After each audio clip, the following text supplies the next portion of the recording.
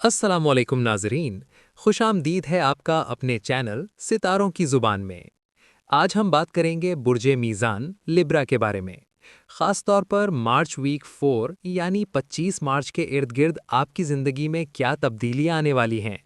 ये वक्त आपके लिए बहुत ख़ास है, क्योंकि सितारे इशारा दे रहे हैं कि आपके हालात बदलने वाले हैं। मीज़ान अफराद के लिए ये हफ्ता अंदरूनी सुकून और बड़ी तब्दीलियों का पैगाम लेकर आया है।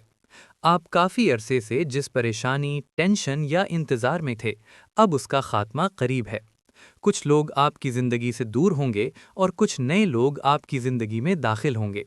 ये तब्दीलियां शुरू में मुश्किल लगेंगी, लेकिन आखिर में यही आपके लिए बेहतर साबित होंगी। अगर आप जॉब करते हैं तो ये वक्त आपके लिए ग्रोथ का है।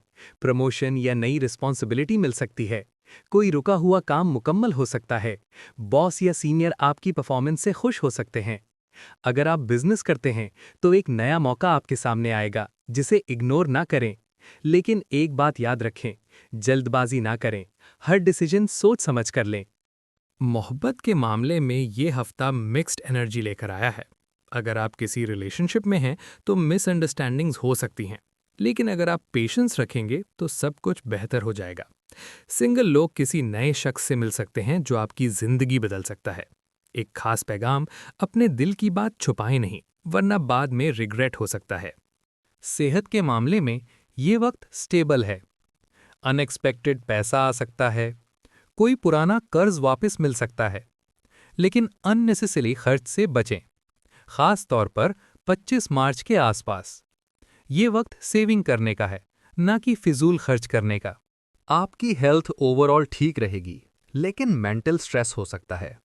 ओवर थिंकिंग से बचें, पॉजिटिव लोगों के साथ रहें, थोड़ा वक्त खुद के लिए निकालें। अगर आप मेडिटेशन या दुआ करेंगे तो आपको सुकून मिलेगा। मीज़ान अफराद के लिए एक खास पैगाम, आपकी ज़िंदगी में जो भी हो रहा है वो एक वजह से हो रहा है। अल्लाह आपको एक बेहतर मुकाम पर ले जा रहे हैं, बस आपको पेशेंस रखना है। फेलियर से सक्सेस की तरफ जो जंप है, वही आपकी असल कामयाबी है।